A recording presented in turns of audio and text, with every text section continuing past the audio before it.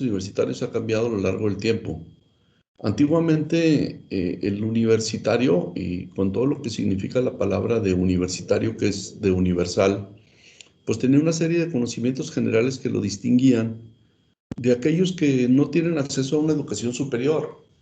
Ahora es relativamente fácil, digo relativamente porque ustedes saben el esfuerzo que les costó haber entrado a esta facultad a través de los exámenes y prepararse, mantenerse el primer año con todo lo difícil de las materias excesivamente teórico-prácticas de tipo básico.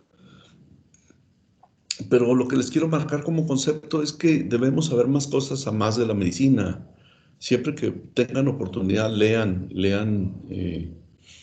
literatura, lean poesía, lean libros de ciencia, etcétera, pero para que tengan un conocimiento universal que los distinga, porque el médico que solo sabe medicina, ni siquiera medicina sabe. Hay cosas de la medicina que luego no somos capaces de explicarnos. Y si no tuviéramos acceso a lo que es la física, la química, la biología molecular, la genética, que no solamente los médicos estamos obligados a conocer, pues lógicamente que no nos explicaríamos tantas cosas como las que ahora pasan en la medicina. Y así podemos hacer un repaso de lo siguiente. Eh, una de las principales características de la propedéutica es que mantiene conocimientos que son añejos, que son de siglos. Lógicamente que todo aquello que dura siglos, lógicamente que es por su valor. Ahora, hay cosas que se vuelven leyes debido a la certeza de conocimiento que exhiben. Sin embargo, hay cosas que resultan cuestionables y logran ser cambiadas al paso del tiempo. Entonces, nosotros vivimos en una época en la que nadie se concibe sin un avance tecnológico. Ahorita mismo estamos usando un avance tecnológico. La pandemia impide que tengamos un contacto personal, lo cual lamento, o ya lo dije desde ayer. Y sin embargo, pues si ustedes se dan cuenta, gracias a esto que es tecnología, podemos tener contacto y podemos de alguna manera, si no percibir al 100% esa capacidad de interacción maestro-alumno, alumno-maestro, pues sí podemos por lo menos llevar un programa de materia. Hay universidades en Estados Unidos en donde ya le llaman el concepto del aula invertida. El alumno prácticamente no se presenta a la universidad. Su única obligación a veces es presentarse para un examen práctico, porque incluso los exámenes teóricos se los ponen en línea. No queremos llegar a esos extremos porque la ventaja del latino o de aquellos que venimos de las culturas romana, hispana y demás, es de alguna manera la sensibilidad del contacto persona a persona, ¿no? Definitivamente eso, mientras tengamos oportunidad de hacerlo, no lo copiamos de las civilizaciones más avanzadas, que son sobre todo sajonas o blancas. En definitiva, pues yo no desprecio el avance tecnológico, puesto que esto nos permite tener interacción ahora. Ni desprecio el avance tecnológico porque sería ilógico que yo les dijera que todo se resuelve con la clínica. Si yo, por ejemplo, veo un paciente neurológico y no tuviera tomografía, como se tiene ahora con mucha facilidad, o una resonancia magnética, que es un estudio de imagen muy especializado, o una angiografía con sustracción digital, en la que yo puedo tomarle una tomografía de los vasos al paciente y sacar todo lo que me estorba para solamente ver los vasos sanguíneos, pues caray, sería como quedarme anclado en el pasado y no aprovechar todas las ventajas de la medicina actual. Por lo tanto, la educación médica actual, aunque incluye conocimientos nuevos, como los que ya cité antes, biología molecular, genética, histología, algunas tinciones especiales en histología que nos acercan mucho a los diagnósticos más precisos de una enfermedad, debido a que son técnicas novedosas de auxilio diagnóstico. Esas pruebas, aunque existen, no todo el mundo tiene acceso a ellas. La principal razón es por la cual no tenemos acceso es debido a que las condiciones económicas del país son malas y eso hace que mucha gente viva en comunidades apartadas en donde no le vas a hablar a un paciente que se golpeó la cabeza porque se cayó de un caballo, una mula, un burro, de una tomografía computarizada, porque no la va a tener a su alcance, hasta a menos que lo desplacen a la comunidad más cercana que contengan ese tipo de auxilios diagnósticos, ¿no?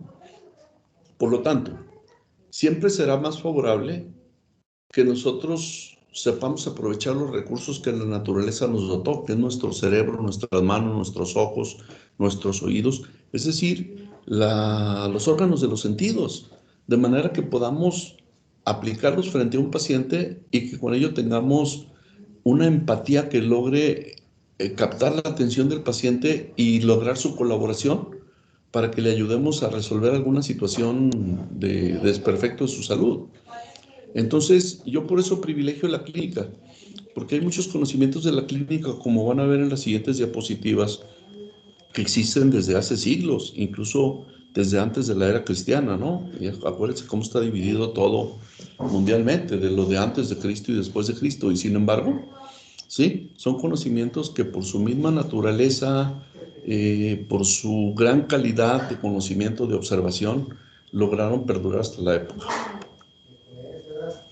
Eh, Como introducción, ¿cuál es la importancia de la propedéutica? Si bien es cierto, ya les dije que nosotros no todos vivimos en un lugar donde se tengan todos los auxilios diagnósticos. Torreón es un lugar relativamente privilegiado porque se tienen muchísimas cosas de las que he citado antes. Estudios de imagen, exámenes especiales. Sin embargo, todavía no tenemos aquí inmunohistoquímica.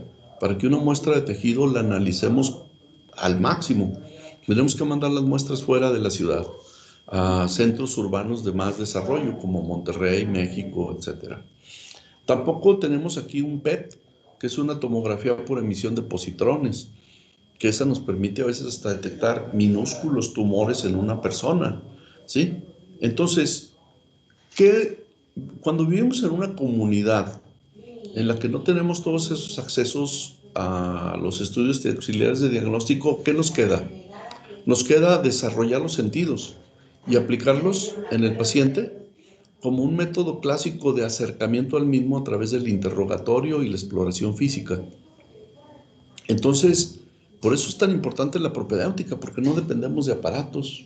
Si acaso los aparatos típicos que el médico usa en el consultorio, como vendrían siendo un estetoscopio y como vendría siendo algo que nos sirve a veces para examinar los oídos, la nariz, la garganta y el ojo, pues un estuche diagnóstico. Yo aquí sí les recomiendo que cuando puedan se hagan de uno, porque yo no veo lógico que una persona tenga un teléfono celular que cuesta a veces entre 12 y 30 mil pesos, dependiendo del tipo de aparato que compre, y no tenga un estuche de diagnóstico que le cuesta 6 mil pesos, ¿verdad? Y que sin embargo eso va a ser la base para que pueda tener un desarrollo de aplicación clínica en el futuro. Entonces, ¿qué es lo que yo pretendo de ustedes? Pues motivarlos para que aprendan y ejerciten los conocimientos de la propedéutica.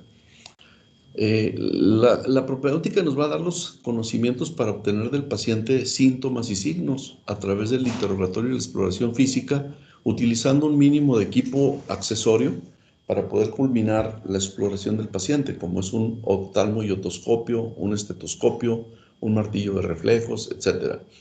Claro, ya cuando estamos en una comunidad y con un cierto avance, como ya lo he mencionado antes, que nos permita tener acceso a medios de diagnóstico especiales, pues ¿por qué no usarlos? Pero qué bonito se siente que tú tienes un pensamiento diagnóstico sobre el paciente y que cuando le haces al paciente su exploración clínica y demás, y luego lo confirmas con estudios de diagnóstico de imagen o de laboratorio y te confirma el diagnóstico en el que tú pensaste, pues se siente bonito, ¿no? Porque aplicaste tus conocimientos adquiridos en la facultad, en parte en la facultad y en parte por iniciativa personal, de que mucha gente siempre se queda con hambre de conocer y saber y se sigue preparando. Y a mí me da gusto que de alguna manera se tope uno con gente que lo supera. Aquí lo comento con mucho agrado. Uno de los profesores a los que invité a venir a la facultad, ahora es profesor, fue alumno mío, el doctor José de Jesús Román. Pues caray, imagínense, no sé, le voy a estar agradecido toda la vida. Él fue el que me sacó adelante del problema de internamiento por COVID. Entonces, ¿qué quiero decir con esto? Que era una persona también con recursos limitados que siempre tuvo la iniciativa de conocer y aplicó todo lo que la clínica te enseña para poder ser un médico brillante, ¿no? Entonces, eso es lo que yo pretendo de ustedes, estimularlos a que sean médicos brillantes aplicando lo que la naturaleza los dotó, ¿no? De los conocimientos esenciales, imagínense, vamos a remitirnos a la época de Hipócrates de Cos. A este capítulo yo lo llamo Enseñanza y avances en la medicina. Hipócrates nació antes de Cristo y vivió del 460 al 377 de esa época en una región de Grecia denominada Tesalia. Se le denomina el padre de la medicina por ser un médico científico que le dio a la medicina una orientación hacia el arte y a la filosofía. Fíjense lo que subrayo y pongo en negritas y sombreado. Todas sus teorías de avances en medicina las hizo solamente con la observación, ni modo que Hipócrates tuviera un microscopio, un reactivo químico, un equipo de tomografía, pues no lo tenía, ni siquiera uno de rayos X simple, ¿no? En esa época eso no existía. Él lo primero que hizo fue hacer pensar a las personas que la enfermedad no está provocada por espíritus malignos o castigos divinos, que la enfermedad es producto de una interacción con gérmenes del ambiente, con cambios químicos y metabólicos que sufre el organismo. Entonces, ¿cuál es el legado de Hipócrates? Hipócrates describió el cáncer de pulmón, clasificó las enfermedades en agudas, crónicas, en endémicas y epidémicas. Ustedes saben cuál es el concepto de una y otra. Lo endémico es lo que se desarrolla en una región circunscrita y lo epidémico por lo que estamos padeciendo ahorita, ¿no? Que se extiende a más de una región, y pandémico, pues que se extiende a todo el mundo. Entonces, imagínense, esos conceptos fue Hipócrates el primero que los describió. Galeno. Se ha hecho un sinónimo del médico con Galeno.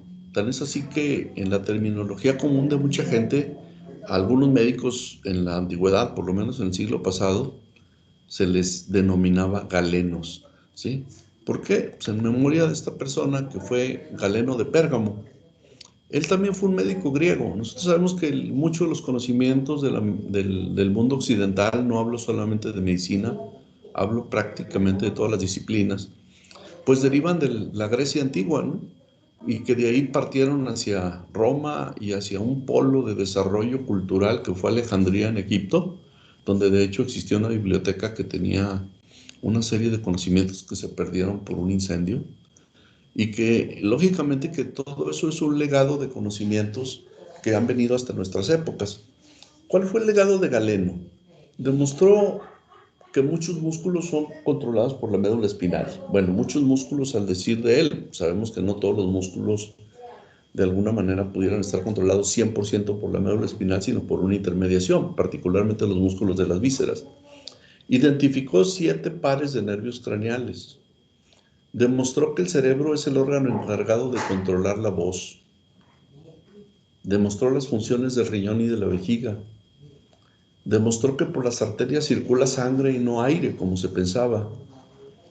Descubrió diferencias estructurales entre venas y arterias. Describió las válvulas del corazón y describió diversas enfermedades infecciosas como la peste de los años 165 y 170. Lógicamente él pues vivió en esa época y lógicamente que él fue de los que pudieron hacer una diferenciación de una enfermedad que ya había pasado previo a su época, ¿no? Y cuáles eran sus mecanismos de propagación. Le dio importancia a los métodos de conservación y preparación de fármacos, o sea, una forma muy primitiva de ejercicio de la medicina. Y vuelvo a poner sombreado en negritas y subrayado, todo debido a ¿qué? Al poder de la observación. Hay que recordar que hasta la Edad Media los hombres no podían disecar cuerpos humanos debido a que las creencias religiosas impedían que se hiciera el conocimiento del interior del organismo del hombre o la mujer. Eso hizo que pues, se pensara teóricamente cómo estábamos constituidos. Así que el poder de la observación de gente que no contaba con aparatos y equipos que ahora son de uso cotidiano, pues le da más relevancia a su capacidad mental, a su inteligencia y a su poder de observación. Es decir, dedicaba su tiempo no nomás a la contemplación así de quedarnos tirados así en la cama y viendo el techo del cuarto, ¿no? Sino que se ponía a pensar tantas cosas y los fenómenos por los cuales estas ocurrían. Avicena. Estamos dando grandes saltos en tiempos, pero pues nada más puse los personajes más relevantes. Avicena es muy interesante. Cuando puedan, cómprense un libro que se llama El médico, ¿sí? De Noah Gordon. Es un libro que ustedes que están estudiando medicina les debería interesar leer y se van a apasionar porque ahí van a ver mucho de Avicena. ¿Quién fue Avicena? Bueno, el nombre de Avicena es un nombre latinizado, ¿eh? Su nombre en el árabe es Abu Ali ibn Sina. Es un eminente médico árabe del siglo X. Él vivió entre los años 980 y 1307, ya después de Cristo. Es un filósofo pensador dotado de un conocimiento que se denomina por su amplitud enciclopédico de la medicina. Así como a Hipócrates le decían padre de la medicina y demás, pues a este le dicen el príncipe de los médicos, ¿no? En su canon de la medicina, Avicena realiza una descripción minuciosa de las principales patologías y plantea la manera de abordar los tratamientos basados en un diagnóstico certero. ¿Por qué subrayo esto? La propedéutica es la que te va a dar los argumentos y los armamentos para poder lograr un diagnóstico. Si yo no sé propedéutica, bueno, no voy a decir que la propedéutica lo sea todo. Si igual si no sé bioquímica, si no sé fisiología, pues no voy a poder pensar en diagnósticos, ¿sí? O sea, todo es importante, pero el primer contacto con la clínica se hace en esta materia. Entonces, aquí el objetivo de nosotros es obtener síntomas y signos de un paciente con el objetivo final de alcanzar un diagnóstico. Entonces, imagínense los conocimientos de Avicena, pues obviamente que eran muy importantes. Este hombre, por pura observación minuciosa y sistemática del paciente, fue capaz de alcanzar fundamentos del diagnóstico, ¿sí? En su canon de la medicina, que así se llama el texto de uno de los que él escribió, se aprecia una correspondencia entre algo que es un problema de la época actual, la correspondencia existente entre lo somático y lo psíquico. ¿Qué es esto? Ustedes van a ver cuando estudien psicología que existen una serie de enfermedades que se denominan psicosomáticas. ¿Qué quiere decir esto? Que cuando yo tengo mucho estrés emocional, puedo hacer que somatice el estrés. ¿Qué quiere decir eso de somatizar? A ver, una persona que vive con mucho estrés y que siempre que duerme mal y que está muy preocupón, etcétera, puede tener trastornos intestinales funcionales como el colon irritable o la gente vulgarmente le llama colitis nerviosa. O una persona que tiene un trasfondo emocional grave puede llegar a tener manifestaciones somáticas como la migraña o jaqueca o la cefalea tensional o la fibromialgia, que son enfermedades que ahora se describen y que tienen mucho que ver con un estado emocional alterado. Entonces, en su canon de la medicina se aprecia la idea de una correspondencia entre lo somático y lo psíquico, lo vuelvo a resaltar. Esto es importantísimo. A ver, aquí me detengo antes de que siga porque omití, y perdón porque me salgo un poquitito de esta rutina de las clases en línea, el grabar. No sé si alguien por ahí le puede dar a grabar la clase. Sí, doctor, Para sí no se está sa- grabando. ¿Sí se está grabando? Ah, bueno, perfecto. Para no salirme en la presentación. Bueno, ese es el texto que escribió Avicena, ¿sí? Fíjense cómo está escrito en el latín antiguo y es una traducción del texto de lo que Avicena hizo, el canon de la medicina. Avicena logró atender lo mismo a mendigos que a príncipes. Era un médico de amplia vocación que lógicamente por sus conocimientos pues lo buscaban los ricos, ¿no? Pero él no negaba la capacidad, sus capacidades y cualidades para la atención de la gente de bajos recursos. Entonces, pues lógicamente que es un médico ejemplar, ¿no? André Vesalio. Fíjense cómo Vesalio es más bien el padre de la anatomía. A Vesalio se le deben muchas de las disecciones que se empezaron a hacer al rebasarse la Edad Media. Lógicamente que Avicena estuvo en la época en la que no se podían disecar los cuerpos.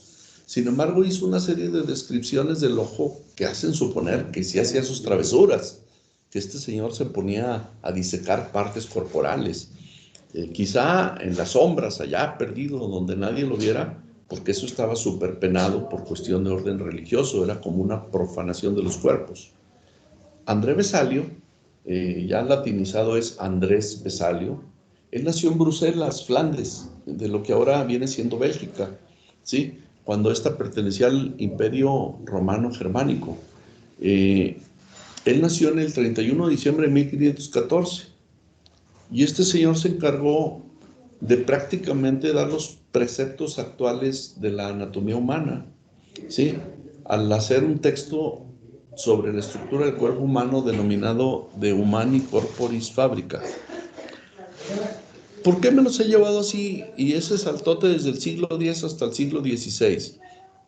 Porque he querido resaltar la importancia de todos estos médicos y de estos investigadores que nos precedieron para que nosotros pudiéramos tener un acceso más fácil a lo que viene siendo la medicina como tal.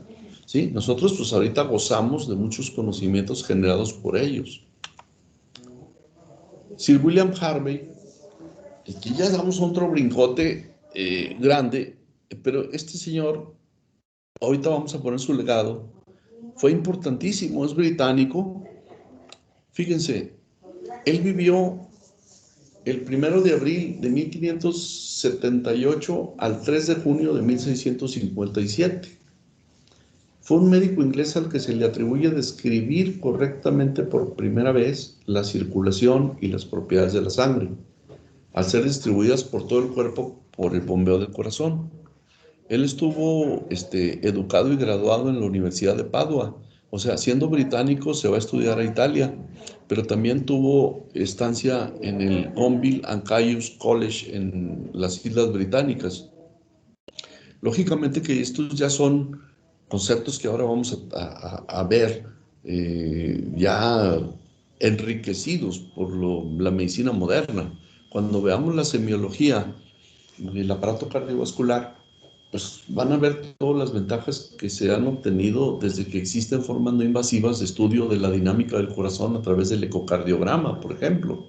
Sería ilógico que yo me quedara pensando en que todo se va a hacer a través de la clínica. Sir William Osler también, ¿sí? Osler es eminentemente clínico, también, pues para no variar, británico, y William como Harvey, ¿sí? Coinciden en el nombre. Aquí lo ponemos en una foto al óleo, bueno, en un cuadro al óleo y en una fotografía a la derecha, en la cual William Osler se encarga de hacer un examen clínico del paciente al borde de su cama. Vean cómo el hombre se pone cómodo, hasta apoyado en la cama del paciente con la rodillita ahí doblada, ¿no? Esto me hizo pensar mucho en un médico que cuando yo estuve haciendo la residencia en la Ciudad de México, interrogaba en la madrugada porque tenía que entregar un ingreso de un paciente por un problema de enfermedad gastroenterológica. Y a mí me dejó impresionada la capacidad de un clínico gastroenterólogo que estaba en mi hospital, porque yo suponía y presumía, y dejando de lado la vanidad, la verdad, hacer un buen interrogatorio de los pacientes. Y sin embargo, en la mañana llegaba el señor, arrimaba una sillita, como ustedes la ven, al lado de la cama del paciente, y lo empezaba a interrogar con una calma inmensa, cuando el ingreso le correspondía a gastroenterología. Y el señor luego se paraba y examinaba y te sacaba decenas de detalles que uno no fue capaz de percibir. Lógico que él tenía un acervo de experiencia inconmensurable, ¿no? Los años te dan la experiencia, algunos. A otros nomás crecemos y para todos lados, pero no ganamos experiencias o no nos preocupamos por enriquecerlas. William Osler fue médico canadiense, estudió en la Universidad de McGill en Montreal, Quebec, donde obtuvo la licenciatura en medicina. Luego fue profesor en la Universidad de Pensilvania y jefe de medicina clínica en dicha universidad. Con Sir William Osler se marca el comienzo de importantes conocimientos y aportes a la clínica médica y revolución enseñanza de la medicina. Vamos aportes al respecto. Entonces, si se fijan, pues nos hemos llevado en un así viaje mágico a través de mucha gente que ha tenido aportaciones acerca de lo que vienen siendo los conceptos actuales de la medicina desde el punto de vista funcional o estructural, ya sea haciendo disecciones cuando estas fueron permitidas o ya sea haciendo observaciones que permitieron hacer aportes acerca de la circulación. Por ejemplo, la diferencia entre una arteria y una vena, la diferencia estructural y la diferencia funcional, etc. Entonces, la imposibilidad del conocimiento pleno de las estructuras corporales debido a las prohibiciones emanadas de los mandatos religiosos se extendió hasta la Edad Media, ya lo he dicho. Todavía es época actual en la que en algunas comunidades apartadas de nuestro país, en zonas rurales y en zonas de culturas indígenas, se cree que las enfermedades son castigo ordenado por algún ser divino. Y pareciera mentira que en pleno siglo XXI sigan existiendo esos conocimientos y que de eso dé lugar a que existan chamanes, curanderos o charlatanes que dificultan la labor médica.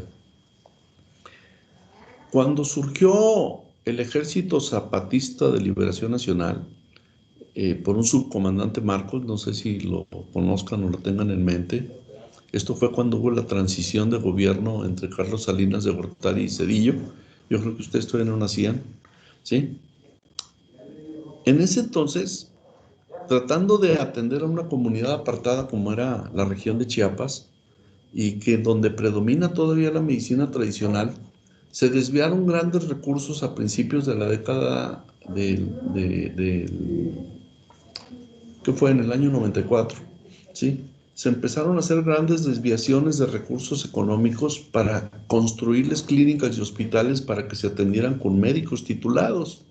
Y sin embargo, la gente sigue acudiendo más a chamanes, curanderos y charlatanes de la medicina en esas comunidades apartadas.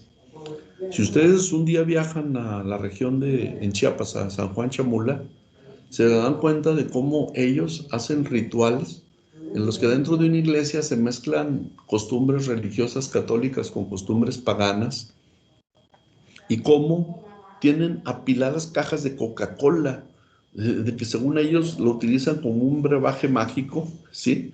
Y da risa, ¿no? Pero claro que no puede uno reírse ahí porque eso es una cosa muy seria para ellos, ¿sí? Cómo tienen santos volteados cuando no les concede la curación de una enfermedad, ¿sí? O los ponen cortinas que no permiten exhibirlos ante la gente que entra a visitar esos templos. Y bueno, esas son costumbres derivadas pues de la baja preparación cultural y educacional que tienen estos pueblos. Por ello, nosotros debemos tener una serie de conocimientos bien fundamentados para que tengamos el poder de convicción de los pacientes de que nosotros tenemos las capacidades para ejercer una acción curativa preventiva o detener el avance de una enfermedad en una de las personas que nos toque tratar. Nada más no olviden una cosa, y esto no es una pose que solamente les escribo.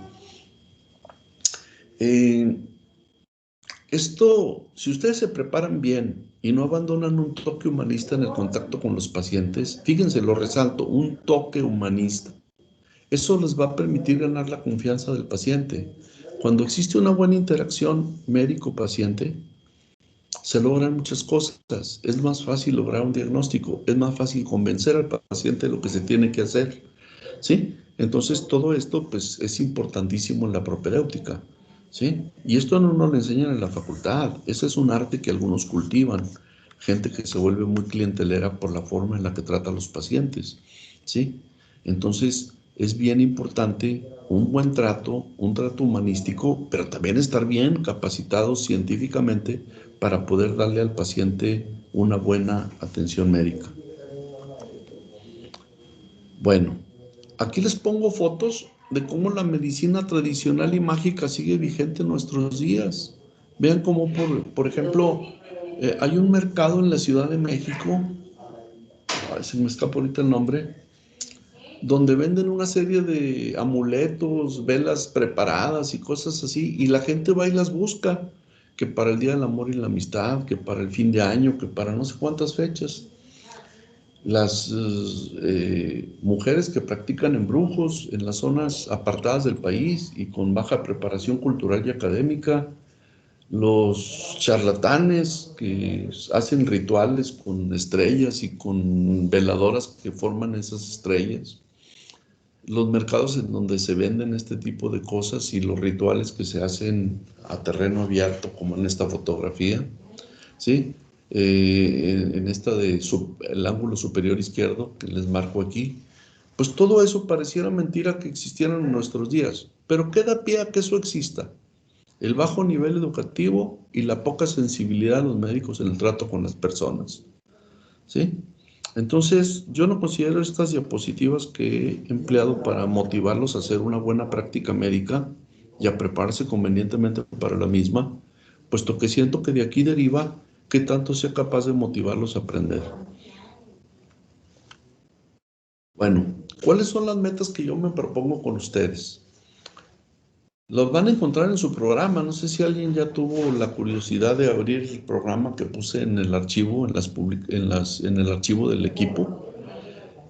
Pero yo quiero que cuando terminemos este curso, por lo menos en la propia 1, el alumno que la haya cursado aquí conmigo tenga conocimientos propedéuticos que le permitan elaborar una historia clínica completa que a su vez le permita alcanzar un correcto diagnóstico clínico. Se debe resaltar el hecho de que la carrera de medicina es predominantemente humanista.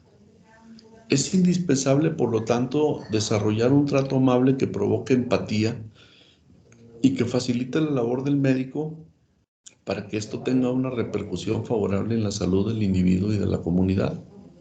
Y les insisto, esto no es una pose de apantallar alumnos, es el deseo ferviente de que ustedes sean buenos médicos. Y aparte un interés subrepticio que esto tiene, ¿no? Así como hace rato les dije que un exalumno mío me había tratado de mi problema de salud, pues también quiero que el día que me toque otra cosa, ustedes con la buena preparación que logren al hacer una especialidad con toda la mano, pues me traten correctamente, ¿verdad? No van a querer ahorcar o matar. O por lo menos que tengan los conocimientos elementales para dar una buena práctica médica para uno y para los demás de la comunidad. Entremos pues ya en la materia con una serie de definiciones y conceptos que resultan esenciales, ¿no? Primero, ¿qué es propedéutica? ¿Qué es clínica? ¿Qué es fisiopatología? ¿Qué es nosología? ¿Qué es síntoma, signo, síndrome, semiología? ¿Y qué significa diagnóstico y cuáles tipos de diagnóstico existen? Lo que quede plasmado en las diapositivas que se va a quedar en los archivos de este equipo es el concepto que yo les marco ahí al inicio, es el que yo les puedo preguntar, ¿sí? De manera que pues les estoy revelando una buena parte de lo que viene siendo las respuestas de su primer examen, ¿sí? ¿Qué es propedéutica? La propedéutica, de acuerdo a la definición de la Real Academia Española, que eso significan esas siglas, es la enseñanza preparatoria para el estudio de una disciplina. Fíjense el término, enseñanza preparatoria. Si analizamos las raíces de las cuales deriva la palabra, hay otras definiciones que dicen que la propedéutica es una capacidad intelectual para acceder a una especialidad académica. De acuerdo a sus raíces, propaidéuticos se encuentra formado por dos partes diferenciadas. El prefijo pro, que significa delante de o antes de. El sustantivo paidéuticos, que está formado a su vez por dos elementos. El nombre paidos significa niño y de ahí deriva también la palabra de pedia, ¿sí? Que es la pediatría, por ejemplo. Y el sufijo ikos, que se emplea para darle forma a los sustantivos. Entonces, ¿qué significa pues propedéutica? Desde el punto de vista, esto que les puse al final es la definición que yo les exijo. Es un conjunto de reglas y procedimientos que nos enseñan a obtener e interpretar los síntomas y signos para llegar a un diagnóstico. Eso es una propedéutica desde el punto de vista médico, porque la primera definición de la Real Academia de la Lengua Española es una enseñanza preparatoria para el estudio de una disciplina, puede ser aplicable a todo, a la ingeniería, a la contabilidad, a las leyes, ¿sí? Y de hecho, la preparatoria pues, es una forma de enseñanza previa a una profesional, ¿no? Entonces, aquí, en la propedéutica, yo les empiezo a dar los principios de la exploración clínica y de la obtención de los síntomas de todas las principales enfermedades que se vayan a topar en el resto de las materias que después van a cursar. ¿Qué es clínica? La clínica es el estudio del paciente encamado. Eso quiere decir desde el punto de vista etimológico. Clinos significa cama. Sin embargo, el concepto de clínica se utiliza como referencia al ejercicio de la medicina y es una ciencia dedicada a prevenir, diagnosticar y tratar las dolencias, enfermedades y trastornos del ser humano. Entonces, el término de clínica aplicado a la medicina, ¿sí? Es precisamente más amplio que el solo hecho de estudiar a un enfermo encamado. Nosotros estamos ejerciendo una clínica cuando vemos a un paciente en un consultorio, en un centro comunitario, en el servicio social, en el hospital, en el área o el internado. Y ahí estamos ejerciendo la clínica, estamos aplicando los conocimientos adquiridos con la finalidad de obtener datos del paciente, tanto subjetivos como objetivos, para poder al final establecer una probabilidad de diagnóstico. ¿Qué es fisiopatología? La fisiopatología, es la parte de la biología que estudia el funcionamiento de un organismo o un tejido en el curso de una enfermedad. O sea, la fisiología es la función normal, pero la fisiopatología son las alteraciones estructurales o funcionales que experimenta un organismo en el curso de una enfermedad. Por definición, la fisiopatología es una ciencia que estudia los mecanismos patogénicos, es decir, por qué medio se dañó un tejido, o por qué medio se dañó una célula, por qué medio se dañó un músculo, por qué medio se dañó el cerebro, etc.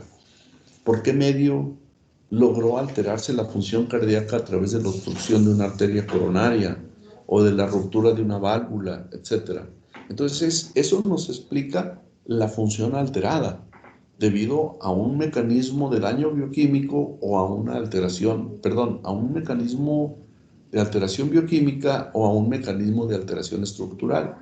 Ejemplo, un paciente puede tener una enfermedad como una cetoacidosis diabética.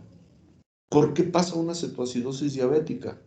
Por la incapacidad de un órgano, como es el páncreas, de secretar insulina. La ausencia de insulina provocará deficiencia en la absorción y utilización de los carbohidratos.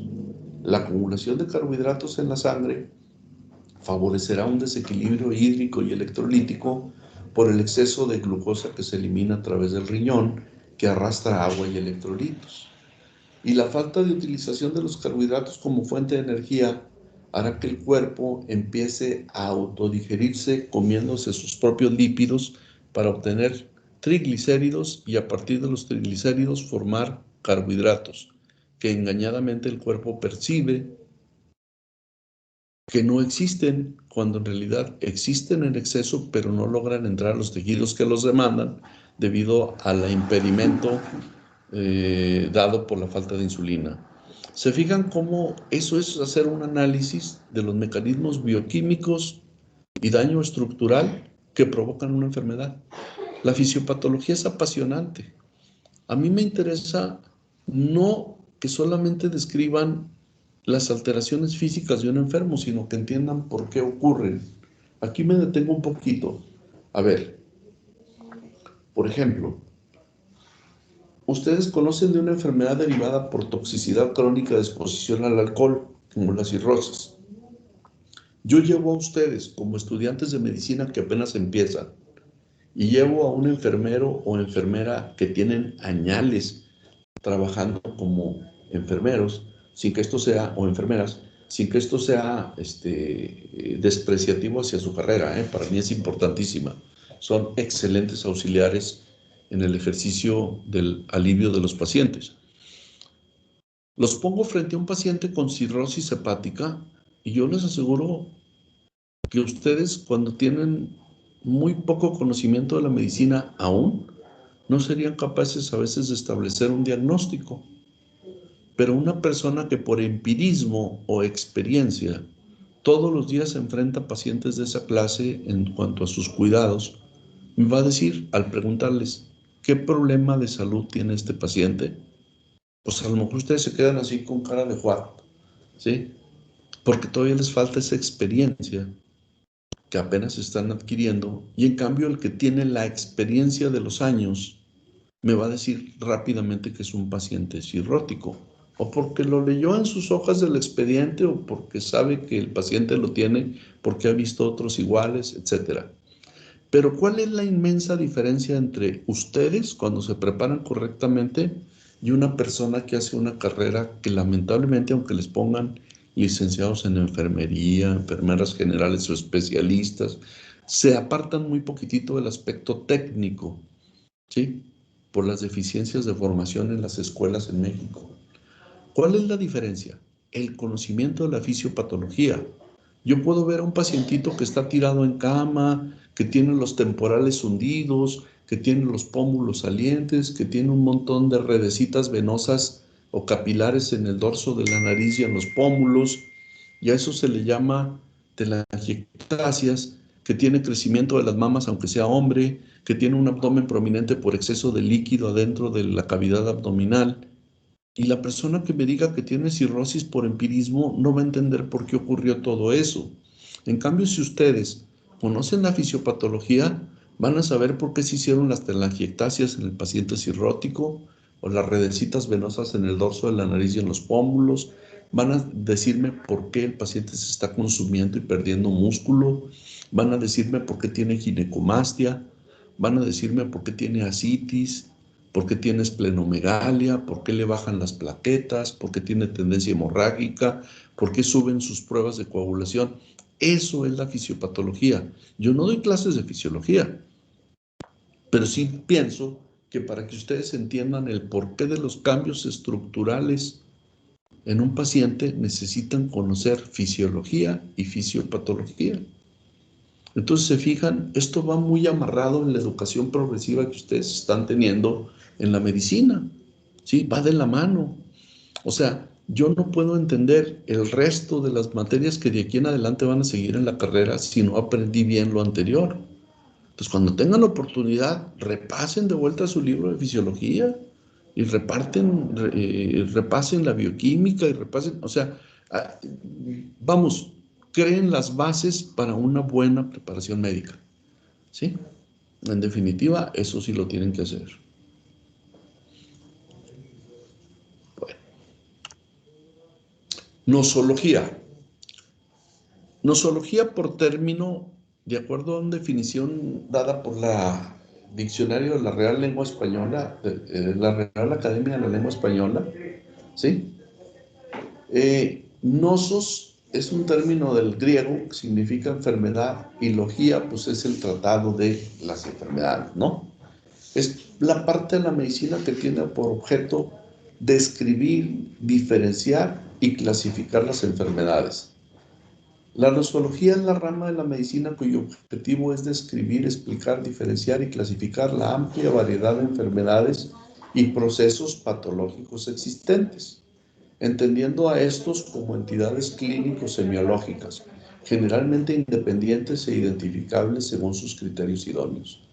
Entonces, nosotros cuando decimos que aprendemos nosología es cuando diferenciamos las distintas partes de la medicina. O sea, yo no te puedo dar un conocimiento global de la medicina. Podría, pero habrá algunas ramas en las que yo no sea el experto.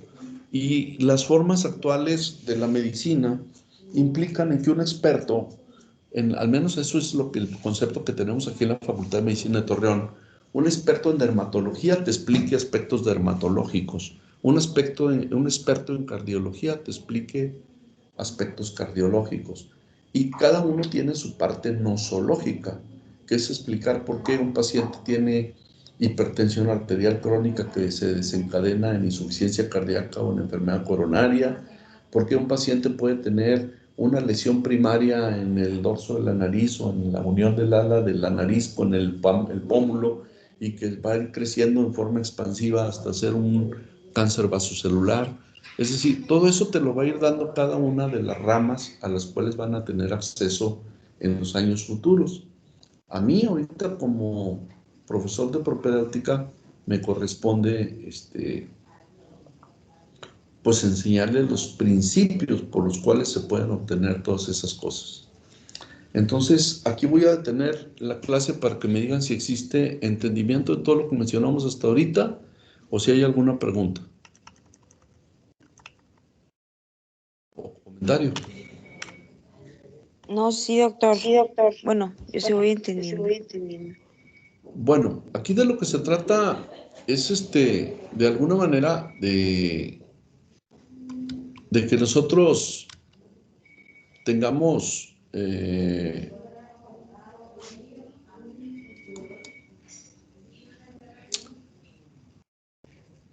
una interacción, ¿no? O sea, que no todo sea el que yo les esté nada más exponiendo y exponiendo sin saber si ustedes están captando esta idea.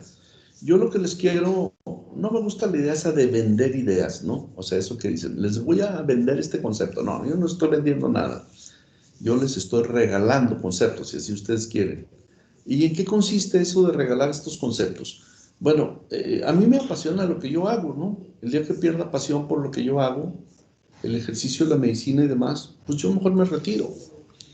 Tengo un excelente ejemplo de algunas personas, no puedo dar nombres al respecto, pero que en su momento dijeron, yo hasta los 60 años tengo ejercicio de la medicina, después me voy a dedicar a cultivar cosas que a mí me interesan y me gustan. ¿Sí? Muy válido, ¿sí? A lo mejor yo digo que a los 65 me retiro, ¿sí? Y ya me falta uno. Entonces, pues, pero es válido, ¿no? O sea, yo, ¿qué más quisiera, no? O sea, yo quiero que el paciente que yo atienda, que el estudiante que yo trate de preparar, mantengan el conocimiento de que yo lo que les di se los di en plenitud, ¿sí? No en forma anacrónica y mal preparada. Entonces, cuando yo sienta que digamos que esa cualidad y esa voluntad para darles una materia ya perdió valor, ya se hizo deficiente, prefiero zafarme a tiempo, ¿no? Entonces, yo les quiero de veras imbuir ese deseo por la preparación correcta en la medicina para que ustedes sean médicos capaces. Yo he visto con muchísimo gusto cómo muchachos que cruzaron en el aula conmigo, yo no voy a decir que por mi influencia, son ahora excelentes profesionales, ¿no? Yo siento cuando llego a mi consultorio privado que en el mismo piso tengo a dos chicas que están ahí que son ginecólogas y estuvieron en mi clase de propedéutica y digo, míranos, qué bonito, ¿no? O sea que ahora ya las veo como especialistas y compañeras, ¿sí? Y como les he dicho, o sea, aquí la idea es que en la propedéutica no solamente aprendan medicina, sino que aprendan otras cosas, ¿sí? Que de repente les voy a poner por ahí un versito, que de repente les voy a poner ahí el fragmento de un libro, o que les dé una recomendación de un texto que debieran consultar. Lo repito, si tienen acceso a buscar a un autor que es Noah Gordon, y el libro que se llama El médico, cómprenlo. Y se van a apasionar leyendo eso porque es historia plena de la medicina, ¿sí? Y es muy bonito porque les dice todo lo que la medicina ha avanzado a lo largo del tiempo, descrito por alguien que ni siquiera es médico, ¿sí? Entonces, digo, él escribe muchos libros históricos, no nada más de eso, escribe también de Marco Polo y de algunos otros. Pero en fin, esa es la pretensión, ¿no? O sea, yo lo que quiero es que ustedes estén preparados de una manera integral, ¿sí? Por favor, lean el programa y vean las competencias que se supone que ustedes deben desarrollar. Ya si se fijan, les decía que la propedéutica tiene como finalidad el que ustedes sean capaces al final de elaborar una buena historia clínica. A mí me choca cuando llegan a los hospitales a hacer el internado y no saben hacer una historia clínica porque se les pasó a explorar algo. Una pregunta que desde que están en la facultad me molesta, ¿no? Dice, pues ¿quién te dio propedéutica? Así como que diciendo, ay, que no te enseñó. A ver, yo puedo enseñar, Es como lanzar papelitos al aire, pero yo no sé si los agarres todos, ¿sí? O sea, yo te voy a enseñar. Por mi parte no va a quedar. Ahora, ¿qué tanto papelitos capee cada quien? Eso ya es una cuestión personal. Y entonces, pues así vamos a seguir bajo este tenor. Mañana todavía, bueno, de hecho todas las clases las voy a dar yo, salvo cuando les ponga casos y los ponga a exponer, por equipos. Aquí surge otra cosa. Quiero que conformen equipos por afinidad. Tengo hasta ahorita 38 alumnos. Tengo 36 alumnos formales en mi lista y hay 3 personas que me han pedido integrarse para luego tener acceso a las grabaciones de la clase. Y yo con todo gusto las comparto. Son de otros grupos, pero con todo gusto lo hago. Son bienvenidos. Pero los 36 que sí tengo pueden hacerme equipos de 4. Serían 9 equipos, si les parece, por afinidad, ¿sí? Entonces, si me ayudas, Estefanía, captando los nombres, los integrantes de cada equipo y se enumeran del 1 al 9, ¿sí? Y para que yo los tenga ya capturados y cuando les pase alguna tarea, ustedes me sepan hacer una serie por ejemplo, hacer un mapa conceptual que les voy a pedir que lo pongan y lo publiquen sobre un síntoma, un signo, una enfermedad sindromática, o que me hagan también un análisis de un caso clínico, cuando ya entremos de lleno a la prope de cabeza, cuello, respiratorio, cardiovascular. ¿Sí? Entonces, para que se vayan integrando y lo más pronto posible y me lo hagan saber. Y pues por el día de hoy vamos a dejar esto, nada más no se salgan para poder capturar una lista de asistencia.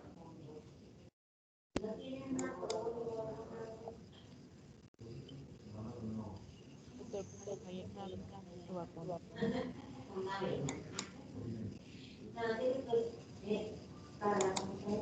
Es que no te Es que no te escuchaste, Beli. escuchaste, Beli. Sí, pues, apenas se escuchó un poquito ahí. ¿Que cómo le fue ayer con la aplicación de su vacuna? Hijo, pues, me duele el brazo como si me hubieran dado un trancazo, es como dicen que en el fútbol, una dormilona, que te dan un rodillazo en el muslo. Me duele el brazo, no me dolió nada cuando recién me vacunaron.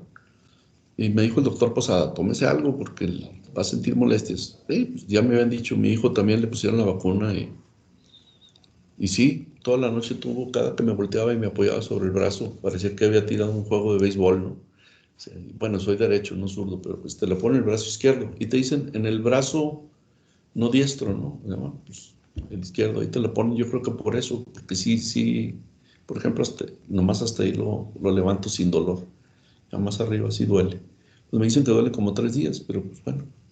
Ya le puse aquí a descargar la lista de asistencia como siempre lo hacía y no sé si ya se hizo. Si no, como quiera que sea, a ver.